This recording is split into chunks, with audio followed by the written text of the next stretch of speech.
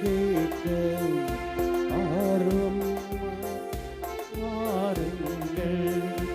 அன்பின் சுவடுகள் பதித்திடவே இறை குலமாய் இணைந்து வாருங்கள். அழைக்கும் இறைவன் குரல் கேட்க ஆலயம் விரைவோம் வாருங்கள். அன்பின் சுவடுகள் பதித்திடவே இறை குலமாய் இணைந்து வாருங்கள். மீட்பினை நீதம் கண்டிட வான்தேவன் புகழ் பாடுங்கள்.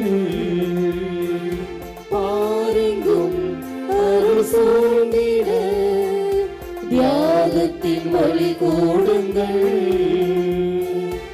அழைக்கும் இறைவன் குரல் கேட்க ஆலயம் விரைவோம் வாருங்கள். அன்பின் சுவடுகள் பதித்திடவே இறை குலமாய் இணைந்து வாருங்கள்.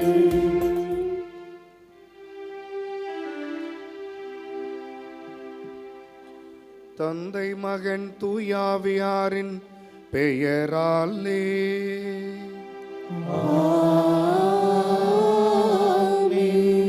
நம் ஆண்டவராகிய இயேசு கிறிஸ்துவின் அருளும் கடவுளின் அன்பும் தூயாவியாரின் நட்புறவும் உங்கள் அனைவரோடும் இருப்பதாக.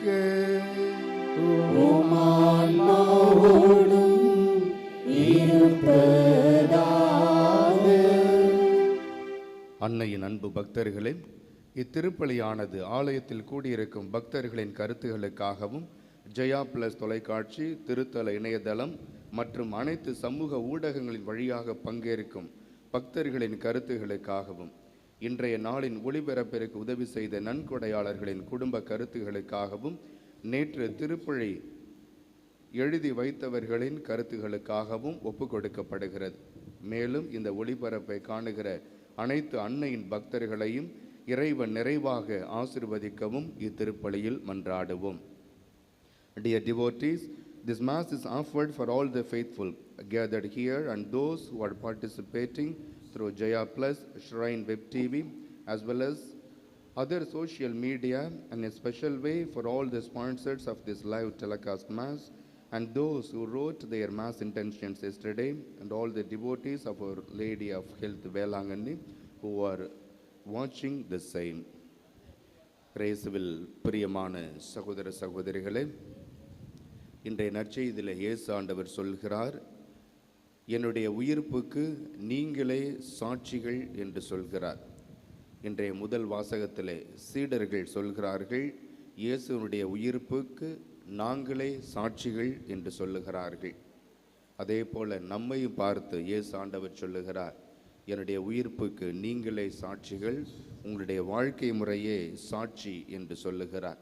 எனவே இயேசுடைய உயிர்ப்பிற்கு தகுந்தாற் போல நம்முடைய வாழ்க்கையை மாற்றிக்கொள்வோம். அதன் வழியாக இயேசுவுக்கு சான்று பகர்வோம். இன்றைய திருப்பலியை தகுந்த முறையில் ஒப்புக் கொடுக்க நமது குற்றம் குறைகளை நினைத்து பார்த்து இறைவனிடத்தில் மன்னிப்பு கேட்போம்.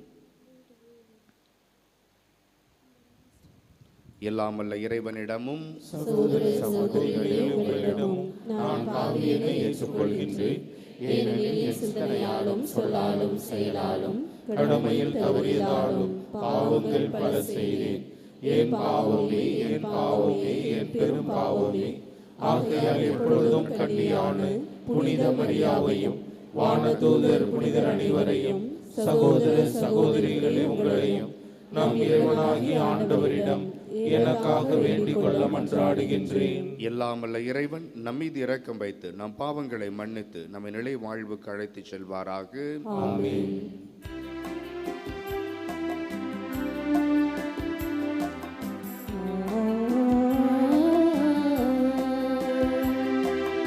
ஆண்டவரே இரக்கமாயிரும். ஆண்டவரே இரக்கமாயிரும்.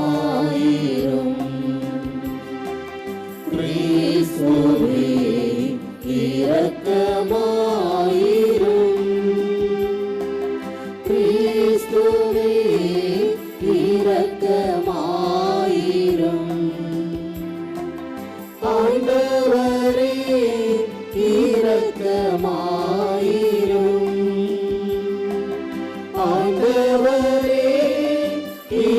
இரக்கமாயிரும்.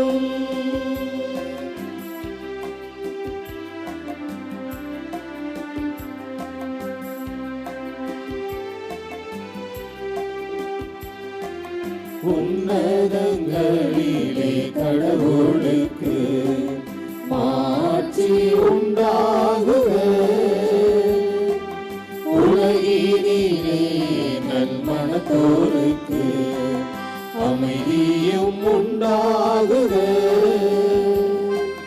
புகழ்கின்றோம் யாம் உம்மையே, வாழ்த்துகின்றோம் இறைவனே.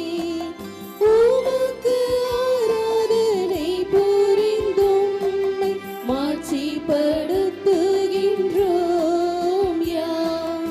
உமது மேலான மாட்சியின் பொருட்டு உமக்கு நன்றி கூறுகின்றோம்.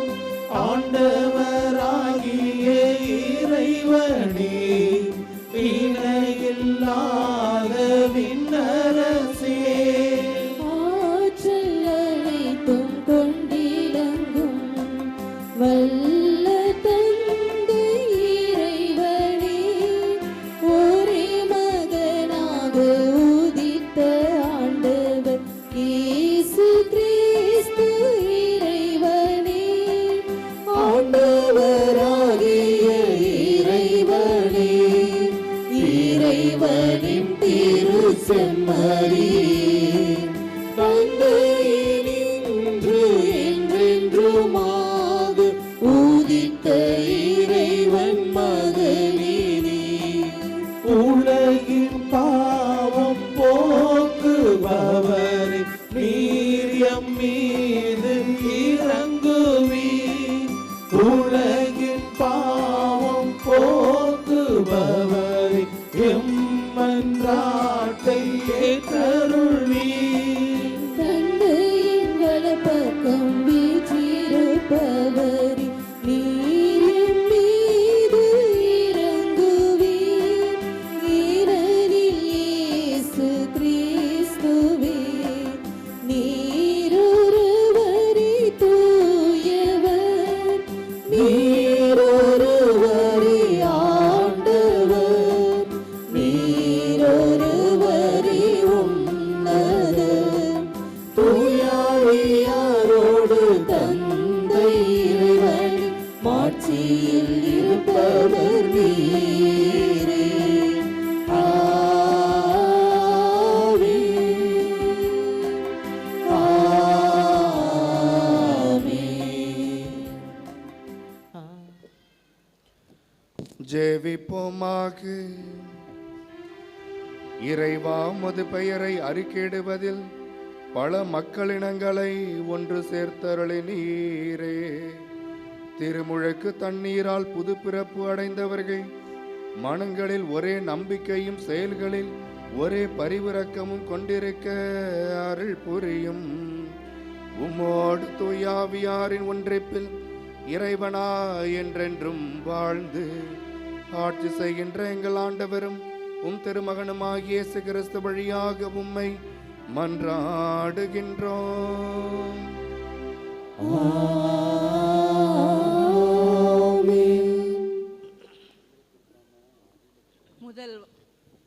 முதல் வாசகம்.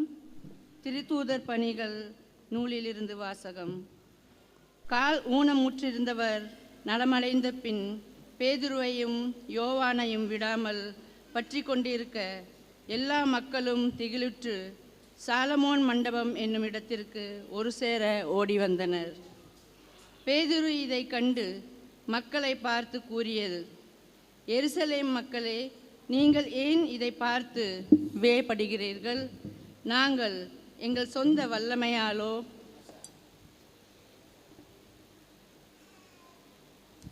இறைப்பற்றாலோ இவரை நடக்க செய்து விட்டது போல ஏன் எங்களையே உற்று பார்க்கிறீர்கள்? ஆபிரகாம், ஈசாக்கு, யாக்கோப்பு என்னும் நம் மூதாதையரின் கடவுள் தம் ஊழியர் இயேசுவை பெருமைப்படுத்தினார். ஆனால் நீங்கள் அவரை புறக்கணித்து பிலாத்தியிடம் ஒப்புவித்து விட்டீர்கள். அவன் அவருக்கு விடுதலை தீர்ப்பு அளிக்க முயன்றபோதும் நீங்கள் அவரை மறுதலித்தீர்கள்.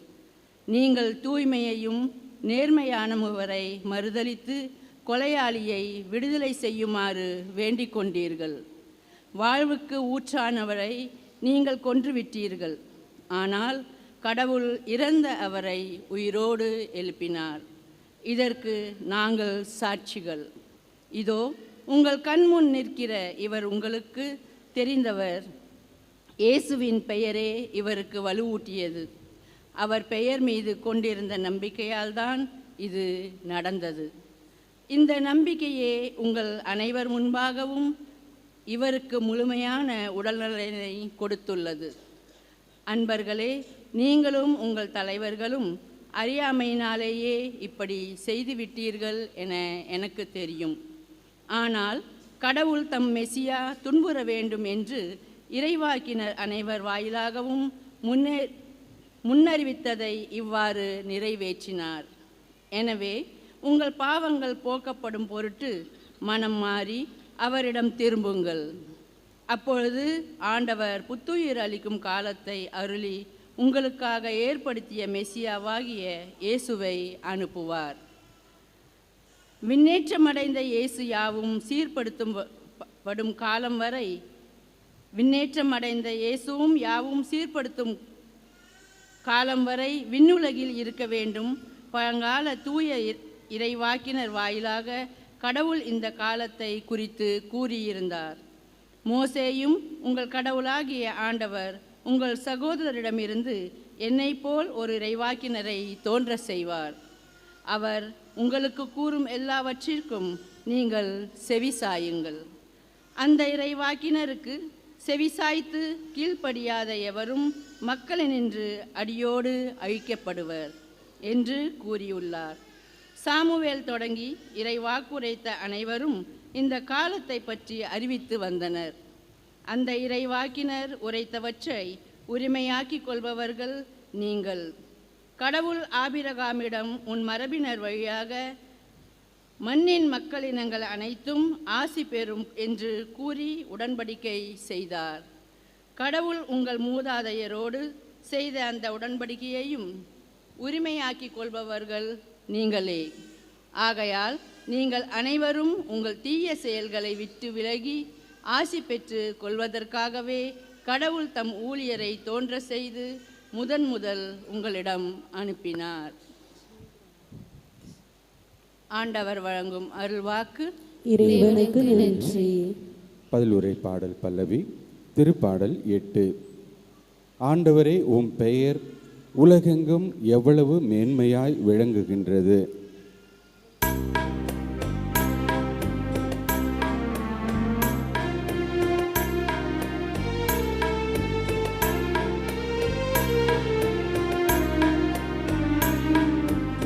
ஆண்டவரே, உம் பெயர் உலகெங்கும் எவ்வளவு மேன்மையாய் விளங்குகின்றது. ஆண்டவரே, உம் பெயர் உலகெங்கும் எவ்வளவு மேன்மையாய் விளங்குகின்றது. ஆண்டவரே, எங்கள் தலைவரே, உமது பெயர் உலகெங்கும் எவ்வளவு மேன்மையாய் விளங்குகின்றது. உமது மாட்சி வானங்களுக்கு மேலாகவும் உயர்ந்துள்ளது. மனிதரை நீர் நினைவில் கொள்வதற்கு அவர்கள் யார்? மனித பிறவிகளை நீர் ஒரு பொருட்டாக எண்ணுவதற்கு அவர்கள் எம்மாத்திரம். ஆண்டவரே, உம் பெயர் உலகெங்கும் எவ்வளவு மேன்மையாய் விளங்குகின்றது. ஆண்டவரே, உம் பெயர் உலகெங்கும் எவ்வளவு மேன்மையாய் விளங்குகின்றது. ஆயினும் அவர்கள் கடவுளாகிய உமக்கு சற்றே சிறியவராக்கி உள்ளீர். மாட்சியையும் மேன்மையையும் அவர்களுக்கு முடியாக சூட்டி உள்ளீர். உமது கைப்படைத்தவற்றை அவர்கள் ஆளும்படி செய்துள்ளீர். எல்லாவற்றையும் அவர்கள் பாதங்களுக்கு கீழ்ப்படுத்தியுள்ளீர்.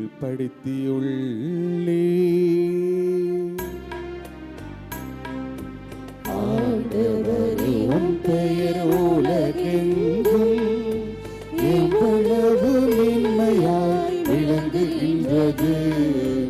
ஆண்டவரே உம் பெயர் உலகெங்கும் எவ்வளவு மேன்மையாய் விளங்குகின்றது.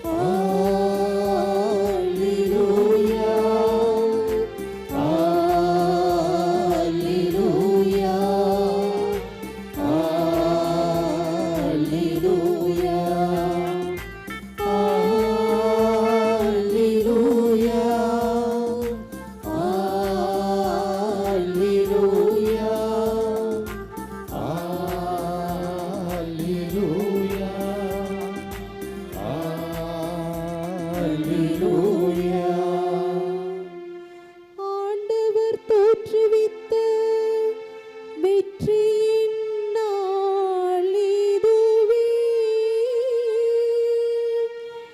இன்று நாம் மக்களிப்போம், ஆக மகிழ்வோம்.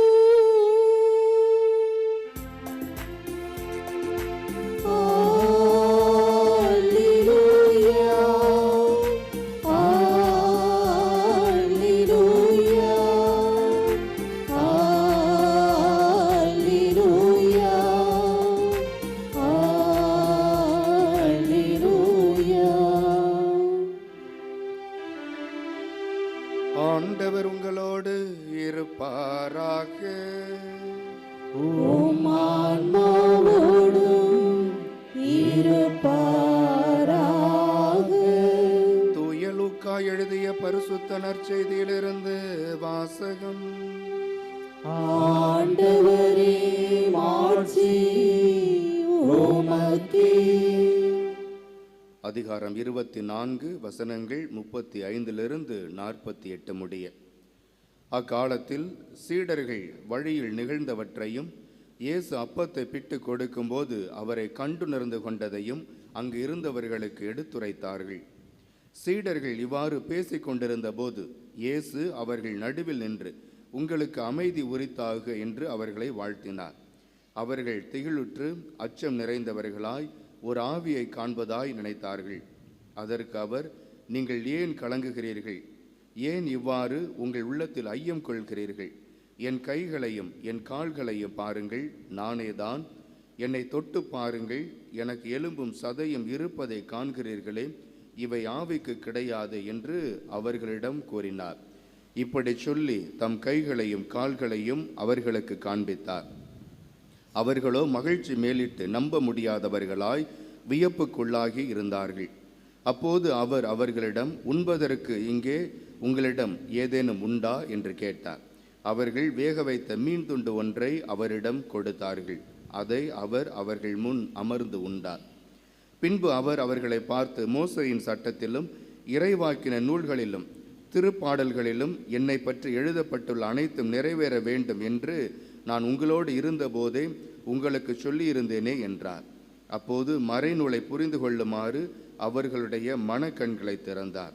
அவர் அவர்களிடம், மெசியா துன்புற்று இறந்து 3ஆம் நாள் உயிர்த்தெழ வேண்டும் என்றும் பாவ மன்னிப்பு பெற மனமாறுங்கள் என எருசலேம் தொடங்கி அனைத்து நாடுகளிலும் அவருடைய பெயரால் பறைசாற்றப்பட வேண்டும் என்றும் எழுதியுள்ளது. இவற்றுக்கு நீங்கள் சாட்சிகள் என்றார். ஆண்டவரின் அருள்வாக்கு. கிறிஸ்துவே உமக்கு புகழ். இயேசுவில் பிரியமான சகோதர சகோதரிகளே, பிரான்ஸ் நாட்டிலே 13ஆம் நூற்றாண்டிலே வாழ்ந்த ஒரு புனிதர் 9ஆம் லூயிஸ். இவர் அந்த நாட்டினுடைய பிரான்ஸ் நாட்டுடைய அரசராக அப்பொழுது இருந்தார். அவருடைய வாழ்வில் நடந்த ஒரு நிகழ்வு, அவருடைய அரண்மனைக்கு அருகில் இருந்த ஒரு ஆலயத்திலே நற்கருணை புதுமைகள் அடிக்கடி நடக்குமா.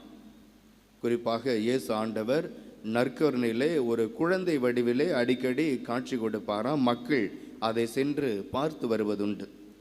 ஒரு நாள் இந்த அரசரை அழைக்கிறார்கள். அரசே, அருகில் இருக்கிற ஆலயத்தில் இயேசு ஆண்டவர் மக்களுக்கு குழந்தை வடிவிலே நற்கருணையிலே காட்சி கொடுக்கிறார், வாருங்கள் வந்து பார்த்து விட்டு வருவோம் என்று சொல்லி அழைக்கிறார்கள். அப்பொழுது அவர் சொல்கிறார், நான் வரமாட்டேன் அப்படிங்கிறார். இவர்களுக்கு ஆச்சரியம், ஒரு அரசர், நல்ல கத்தோலிக்க கிறிஸ்தவர், ஏன் இப்படி சொல்கிறார் என்று சொல்லி அவர்கள் ஆச்சரியப்படுறாங்க. மீண்டுமாக அழைக்கிறார்கள். இல்லை இல்லை, நான் வரமாட்டேன் அப்படிங்கிறார். அப்பொழுது அவர்கள் கேட்டார்களா, உங்களுக்கு நற்கருணை ஆண்டவர் மீது நம்பிக்கை இல்லையா என்று சொல்லி கேட்கிறார்கள்.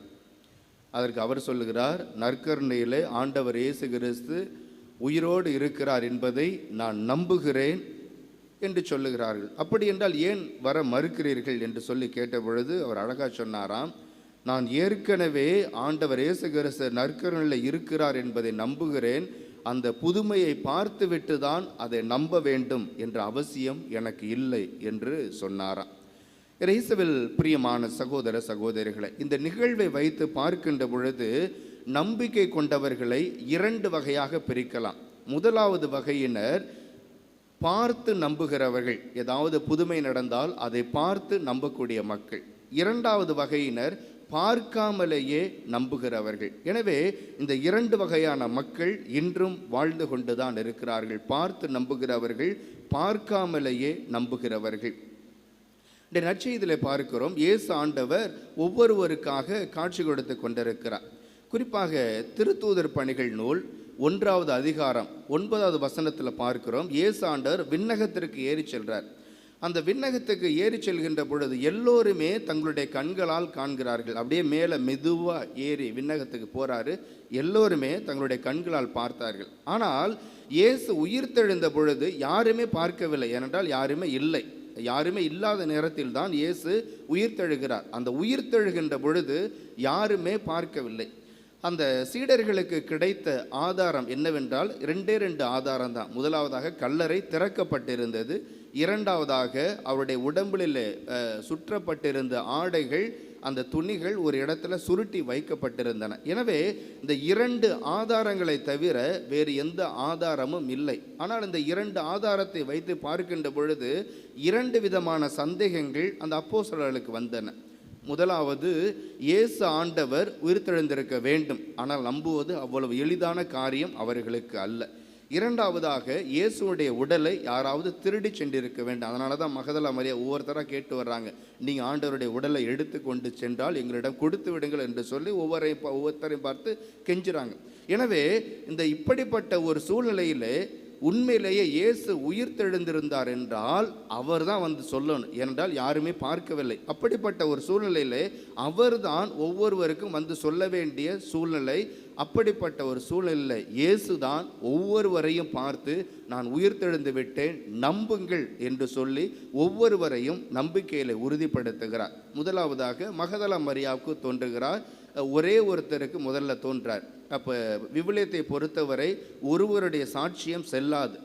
குறிப்பாக இணைச்சட்ட நூல் அதிகாரம் 19 வசனம் 15 பார்த்தோம் என்றால், ஏதாவது ஒன்றை நம்ப வேண்டும் என்றால் 2 சாட்சியங்கள் அவசியம். எனவே மகதலா மரியாவுடைய சாட்சியம் செல்லாது, ஒருவருடைய சாட்சியமாக இருந்ததா.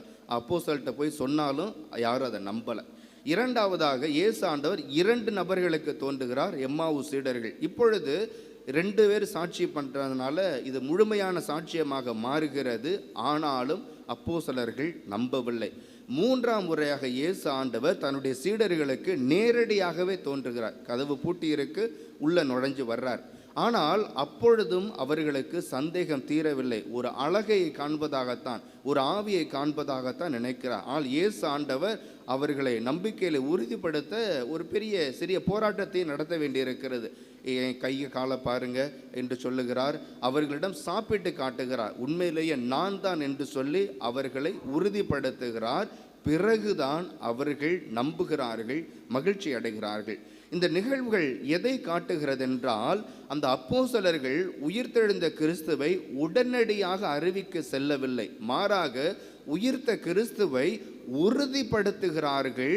உறுதிப்படுத்தப்பட்ட கிறிஸ்துவை தான் எல்லோருக்கும் அறிவிக்கிறார்கள். இன்னைக்கு நமக்கு சந்தேகம் வரலாம், உண்மையிலேயே இயேசு ஆண்டவர் உயிர்த்தெழுந்தாரா என்ற சந்தேகம் வரலாம். ஆனால் நாம் பட வேண்டிய சந்தேகங்களை எல்லாம் அவர்கள் பட்டுவிட்டார்கள். நம்முடைய சார்பாக அந்த இயேசுவை சந்தேகப்பட்டு விட்டார்கள், சந்தேகப்பட்டு உறுதிப்படுத்தினார்கள். குறிப்பாக தோமா சொல்லுகிறார், அவருடைய அந்த தழும்பில் என்னுடைய விரலை விட்டு பார்த்தாலே நம்ப மாட்டேன் என்று சொல்லுகிறார். பிறகு இயேசு ஆண்டவர் காட்சி கொடுக்கிறார். எனவே எந்த அளவிற்கு உயிர்த்த கிறிஸ்துவை சந்தேகம் அடைய முடியுமோ அந்த அளவிற்கு சந்தேகத்திற்கு உட்படுத்தி பிறகு அதை உறுதிப்படுத்தி எல்லோருக்கும் அறிவித்தார்கள். எனவே இயேசுவில் பிரியமான சகோதர சகோதரிகளை, உயிர்த்த கிறிஸ்துவை உடனடியாக அப்போஸ்தலர்கள் அறிவிக்கவில்லை, மாறாக உறுதிப்படுத்தி பிறகுதான் எல்லோருக்கும் அறிவிக்கிறார்கள். அதனால தான் திருத்தூதர் பணிகள் நூல் 4வது அதிகாரம் 20வது வசனத்தில் பார்த்தோம் என்றால், அந்த அப்போஸ்தலர்கள் சொல்லுகிறார்கள், நாங்கள் கண்டதையும் கேட்டதையும் எங்களால் எடுத்துரைக்காமல் இருக்க முடியாது என்று சொல்லி அழுத்தம் திருத்தமாக சொல்லுகிறார்கள்.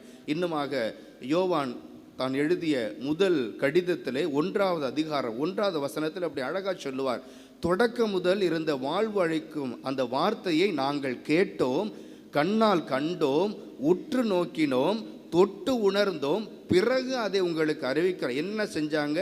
காதால கேட்டாங்க, கண்ணால் பார்த்தாங்க, உற்று பார்த்தார்கள், அப்புறம் தொட்டு உணர்ந்தார்கள், பிறகு அதை அறிவித்தார்கள். எந்த அளவிற்கு இயேசுவை உறுதிப்படுத்த முடியுமோ, ஐம்புலன்களாலும் உறுதிப்படுத்த முடியுமோ அந்த அளவுக்கு உறுதிப்படுத்தி முதலில் அவர்கள் நம்பினார்கள்.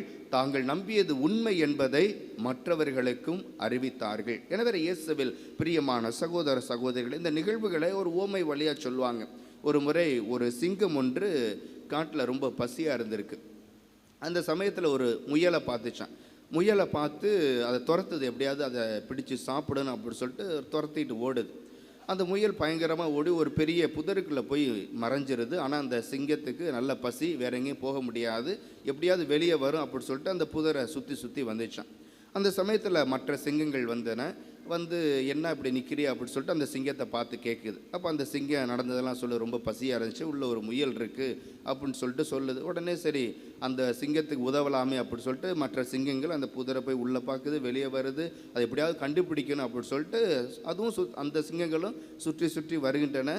எனக்குரிய 1 மணி நேரம் போகுது, 2 மணி நேரம் போகுது, அந்த முயல் வெளியே வரலை. இந்த சிங்கங்களால் அந்த முயலை பார்க்க முடியவில்லை. கொஞ்சம் நேராக அந்த மற்ற சிங்கங்கள்லாம் சொன்னிச்சான் அந்த முதல் சிங்கத்தை பார்த்து, நீ ஏதோ பொய் சொல்கிற, உள்ள முயல்லாம் ஒன்றும் கிடையாது, பசினால் உளர்ற அப்படின்னு சொல்லிட்டு மற்ற சிங்கங்கள்லாம் போயிடுச்சான். ஆனால் அந்த முயலை பார்த்த சிங்கம் அங்கேயே கடைசி வரை நின்றுக்கிட்டு இருந்துச்சான். ஏனென்றால் அந்த சிங்கம் தன்னுடைய கண்ணால் அந்த முயலை பார்த்துச்சு, எப்படியாவது வெளியே வரும்னு சொல்லிட்டு அங்கேயே காத்து இருந்துச்சு. அது வெளியே வந்ததுக்கப்புறம் அந்த முயலை அது சாப்பிட்டதான். இயேசுவில் பிரியமான சகோதர சகோதரிகளை, இதை போலத்தான் அந்த அப்போஸ்தலர்கள் உயிர்த்த கிறிஸ்துவை தங்களுடைய கண்களால் கண்டார்கள், காதால் கேட்டார்கள், தொட்டு உணர்ந்தார்கள், பிறகு எல்லோருக்கும் அறிவித்தார்கள். இதை அறிவித்த பொழுது மற்றவர்களுக்கு புரியவில்லை, ஏதோ உளறுகிறீர்கள் என்று சொல்லி அவர்களை ஒரு சில நேரங்களில் நைய புடைத்தார்கள். ஆனால் அடி வாங்கினாலும் பரவாயில்லை, நாங்கள் கண்டதையும் கேட்டதையும் எங்களால் எடுத்துரைக்காமல் இருக்க முடியாது என்று சொல்லி அதை அறிவித்தார்கள். வாயால் அறிவித்ததை விட தங்களுடைய வாழ்க்கை மாற்றத்தால் அந்த உயிர்த்த கிறிஸ்துவை அறிவித்தார்கள். அதனால் தான் கிறிஸ்தவம் இன்றளவு இந்த அளவிற்கு வளர்ந்திருக்கிறது. எனவே கிறிஸ்துவை நம்முடைய வார்த்தையால் அறிவித்தால் மட்டும் போதாது, வாழ்க்கையாலும் அறிவிக்க வேண்டும். நமது மனமாற்றமே உண்மையான சாட்சியம். அதைத்தான் இன்றைய முதல் வாசகம் அழகாக எடுத்துரைக்கிறது. எனவே மனம் மாறி நம்முடைய வாழ்க்கை மாற்றத்தை சந்திப்போம். அதனால் ஆண்டவர் கொடுக்கின்ற அருள் வரங்களை நிரம்ப பெற்றுக்கொள்வோம்.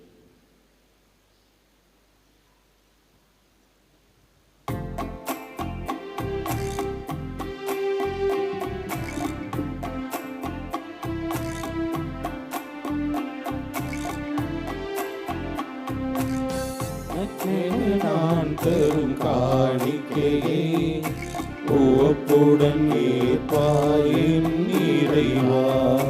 உனக்கென நான் தரும் காணிக்கையை உவப்புடன் ஏற்பாயின் இறைவா. பலியென எனை நான் தருகின்றேன், பலியென எனை நான் தருகின்றேன், உன் பதமலர் பணிந்து மகிழ்கின்றேன். பதமலர் பணிந்து மகிழ்கின்றேன். உனக்கென நான் தரும் காணிக்கையை உவப்புடன் ஏற்பாயின் இறைவா. உனக்கென நான் தரும் காணிக்கையை உவப்புடன் ஏற்பாயின் இறைவா. அன்பார்ந்த சகோதர சகோதரிகளே, என்னுடையதும் உங்களுடையதுமான திருப்பலி எல்லாம் வல்ல தந்தையாகிய இறைவனை கேட்டதாகும்படி ஜெபியுங்கள். ஆண்டவர் தமது பெயரின் புகழ்ச்சிக்காகவும் ஆட்சிக்காகவும் நமது நன்மைக்காகவும் புனித திரு அவை அனைத்தின் நலனுக்காகவும் உமது கையிலிருந்து இப்படியே ஏற்றுக்கொள்வாராக.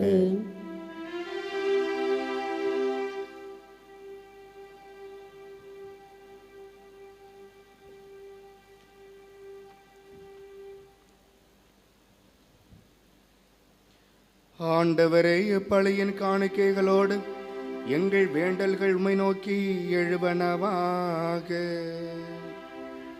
இவ்வாறு நாங்கள் உமது மேன்மையால் தூய்மையாக்க பெற்று உமது பேரிரக்கத்தின் அருள் அடையாளங்களை பெற்றுக்கொள்ள தகுதி பெறுவோமாக. எங்கள் ஆண்டவராகிய கிறிஸ்து வழியாக உம்மை மன்றாடுகின்றோம்.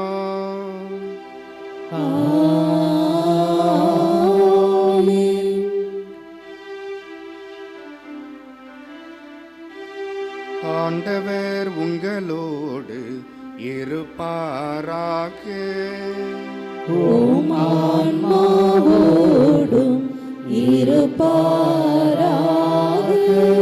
இதயங்களை மேலே எழுப்புங்கள். ஆண்டவரிடம் எழுப்பியுள்ளோம்.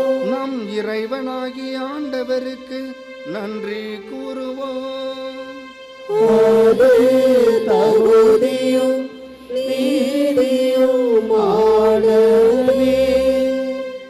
ஆண்டவரே, காலத்தில் உம்மை புகழ்ந்துரைப்பதும் எல்லாவற்றுக்கும் மேலாக எங்கள் பாஸ்காவாகிய கிறிஸ்து பலியான இச்சிறப்பான காலத்தில் உம்மை இன்னும் மிகுதியாக வாழ்த்தி போற்றுவதும் மெய்யாகவே தகுதியும் நீதியுமாகும். எங்கள் கடமையும் மீட்புக்குரிய செயலுமாகும். ஏனெனில் உலகின் பாவங்களை போக்கும் மெய்யான செம்மறி அவரே. எங்கள் சாவை தமது சாவால் அழித்தவரும் தமது உயிர்ப்பினால் எங்கள் வாழ்வை புதுப்பித்தவரும் அவரே. ஆகவே பாஸ்கா மகிழ்ச்சி பொங்க அனைத்துலகில் மாந்தர் அனைவரும் மக்களுக்கின்றன. அவ்வாறே ஆற்றல் மிக்கோரும் அதிகாரம் கொண்ட தூதர்களும் உமது மாட்சியை புகழ்ந்து பாடி முடிவின்றி ஆர்ப்பரிப்பதாவது.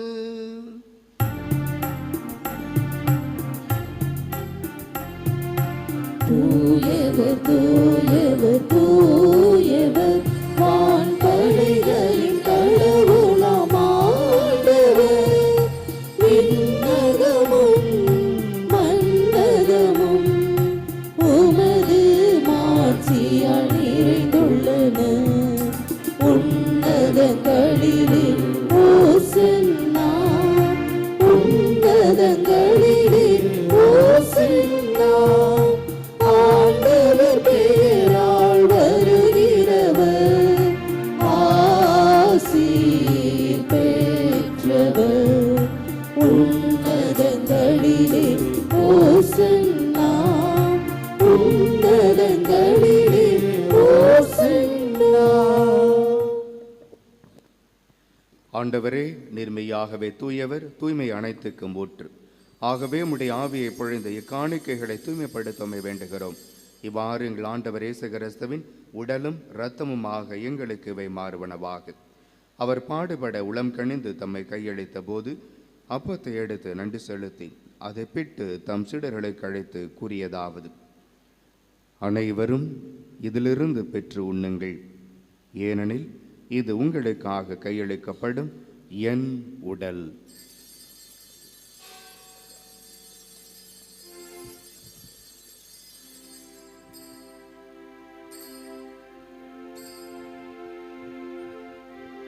அவனமே இரவு விருந்தை அருந்திய பின் கிண்ணத்தையும் எடுத்து மீண்டும் உமக்கு நன்றி கூறி தம் சீடர்களை அழைத்து அவர் கூறியதாவது: அனைவரும் இதிலிருந்து பெற்று பருகுங்கள், ஏனெனில் இது புதிய நிலையான உடன்படிக்கைக்குரிய என் இரத்தத்தின் கிண்ணம். இது பாவ மன்னிப்புக்கென்று உங்களுக்காகவும் பலருக்காகவும் சிந்தப்படும். இதை என் நினைவாக செய்யுங்கள்.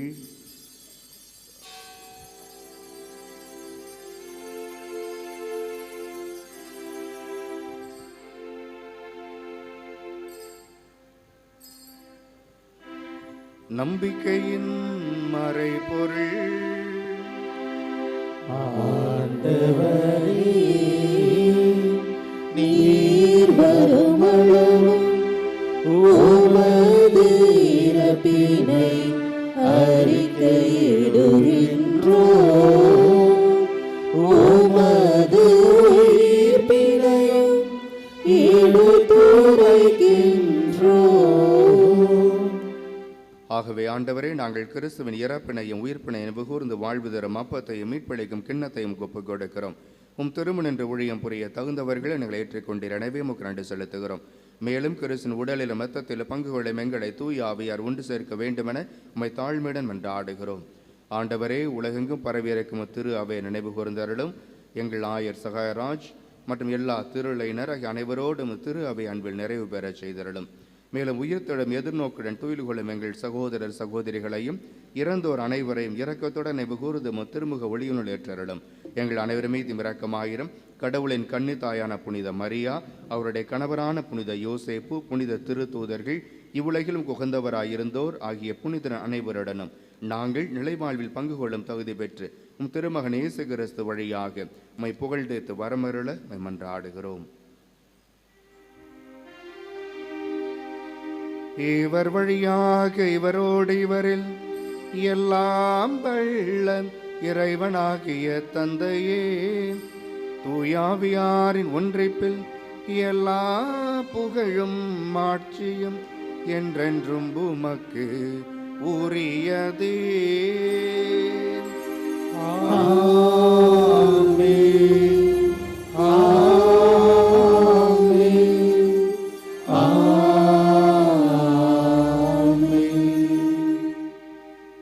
ஆண்டவர் இயேசு கிறிஸ்து கற்றுக் கொடுத்த ஜெபத்தை அனைவரும் சேர்ந்து ஜெபிப்போம். உமது பெயர் தூயது என போற்ற பெறுக, உமது ஆட்சி வருக, உமது திருவுளம் விண்ணுலகில் நிறைவேறுவது போல மண்ணுலகிலும் நிறைவேறுக. எங்கள் அன்றாட உணவை இன்று எங்களுக்கு தாரும். எங்களுக்கு எதிராக குற்றம் செய்வோரை நாங்கள் மன்னிப்பது போல எங்கள் குற்றங்களை மன்னியும். எங்களை சோதனைக்கு உட்படுத்தாதேயும், தீமையிலிருந்து எங்களை விடுவித்தருளும். ஆண்டவரே, தீமை அனைத்திலுமிருந்து எங்களை விடுவித்து எங்கள் வாழ்நாளில் அமைதியை கனிவுடன் அருளமை மன்றாடுகிறோம். முது இரக்கத்தின் உதவியால் நாங்கள் பாவத்திலிருந்து எப்போதும் விடுதலை பெற்று யாதொரு கலக்கமும் இன்றி நலமாயிருப்போமாக. நாங்கள் எதிர்நோக்கி இருக்கும் பேரின்பத்திற்காகவும் எம் மீட்பராகிய இயேசு கிறிஸ்துவின் வருகைக்காகவும் காத்திருக்கின்றோம். ஆண்டவரே இயேசு கிறிஸ்துவே, அமைதியை உங்களுக்கு விட்டு செல்கிறேன், என் அமைதியை உங்களுக்கு அழைக்கிறேன் என்றும் திருத்தூதர்களுக்கு முழைந்தீரேன். எங்கள் பாவங்களை பாராமல் திரு அவை நம்பிக்கையை கண்ணோக்கி திருவுளத்திற்கு ஏற்ப அதற்கு அமைதியையும் ஒற்றுமையையும் அளித்தருள்வீராக. என்றென்றும் வாழ்ந்து ஆட்சி செய்கின்றவர் நீரே. ஆண்டவருடைய அமைதி உங்களோடு என்றும் இருப்பதாக. ஒருவருக்கொருவர் ஆண்டவர் தரும் அமைதியை அறிவித்து மகிழ்வோம். உலகின் பாவங்களை போக்கும் இறைவனின் செம்மறியே, எங்கள் மேல் இரக்கமாயிரும். உலகின் பாவங்களை போக்கும் இறைவனின் செம்மறியே, எங்கள் மேல் இரக்கமாயிரும். உலகின் பாவங்களை போக்கும் இறைவனின் செம்மறியே, எங்களுக்கு அமைதியை அளித்தருளும்.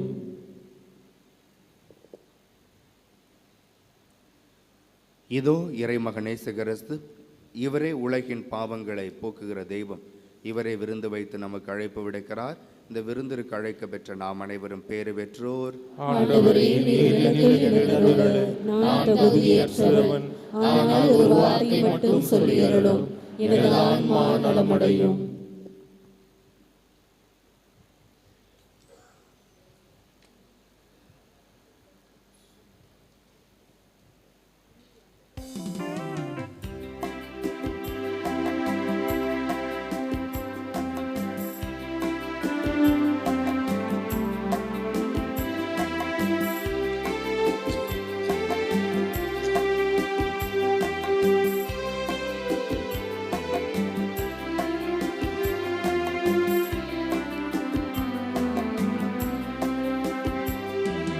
வாழ்வை அழிக்கும் அல்லவா தாழ்ந்த என்னுள்ளமே, வாழ்வின் ஒளியை ஏற்றவே எழுந்து வாருமே. வாழ்வை அளிக்கும் வல்லவா தாழ்ந்த என்னுள்ளமே, வாழ்வின் ஒளியை ஏற்றவே எழுந்து வாருமே.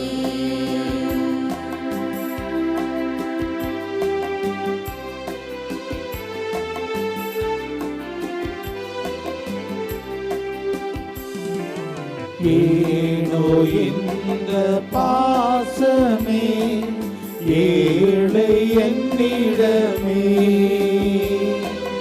ஏனோ இந்த பாசமே ஏழை என்னிடமே, எண்ணில்லாத பாவமே புரிந்த பாவிமே,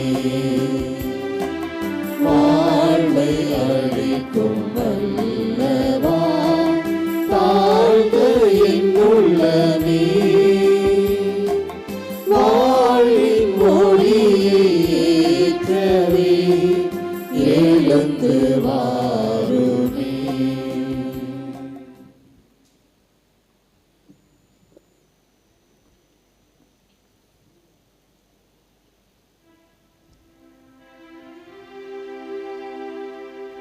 ஜெபிப்போமாக.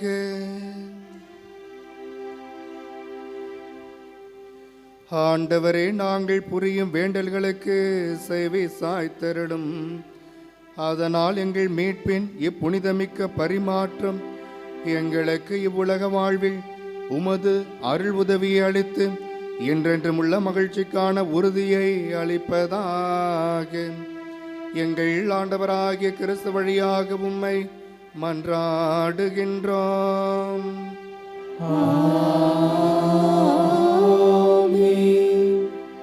புனித ஆரோக்கிய அன்னையின் ஆசீர் பெற மன்றாடுவோம்.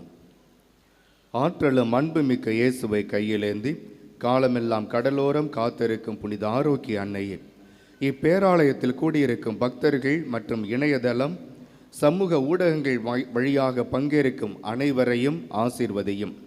இவர்களின் மனம் சோர்ந்து போகும்போது பால்கார பாலகனின் பால்குடத்தை பொங்கச் செய்தது போல இவர்களின் மனங்களையும் மகிழ்ச்சியால் பொங்கவையும்.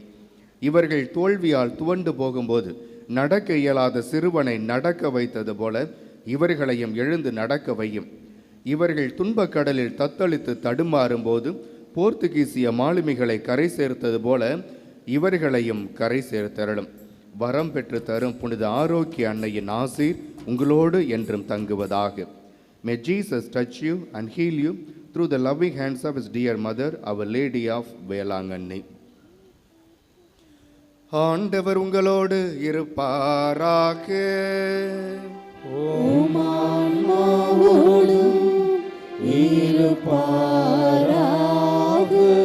எல்லாம் வல்ல இறைவன் தந்தை, மகன், தூயாவியார் உங்களை உங்கள் குடும்பங்களை நிறைவாக ஆசீர்வதித்து வழிநடத்துவாராக.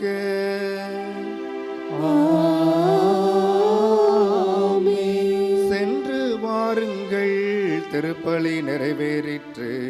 அல்லேலூயா, அல்லேலூயா. இறைவனுக்கு நன்றி. அல்லேலூயா, அல்லேலூயா.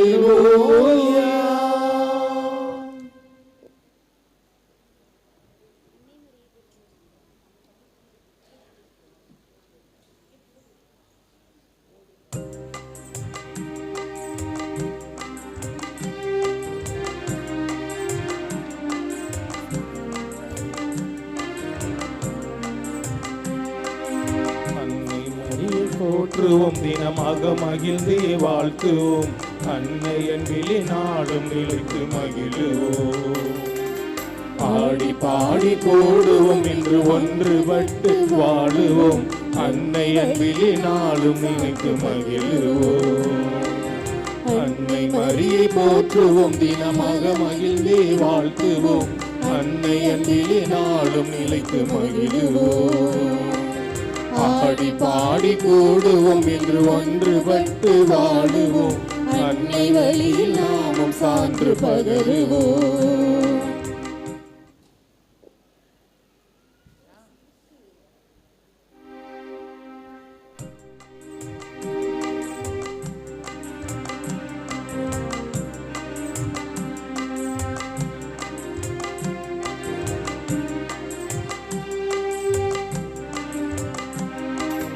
ஒளி தரும் கதிரை உடையாய் கொண்டு இருளினை அழிக்க உறுதி கொண்டாய். ஒளி தரும் கதிரை உடையாய் கொண்டு இருளினை அழிக்க உறுதி கொண்டாய். பால் வண்ண நிலவை பாதத்தில் வைத்து கன்னிமை போல கருத்தாய் காத்தாய்.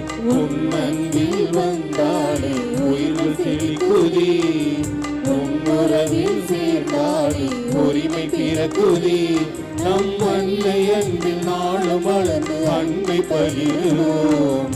அன்னை மரியை போற்றுவோம், தினமாக மகிழ்ந்தே வாழ்த்துவோம். அன்னை அன்பிலே நாளும் நிலைத்து மகிழுவோம். ஆடி பாடி போடுவோம், என்று ஒன்றுபட்டு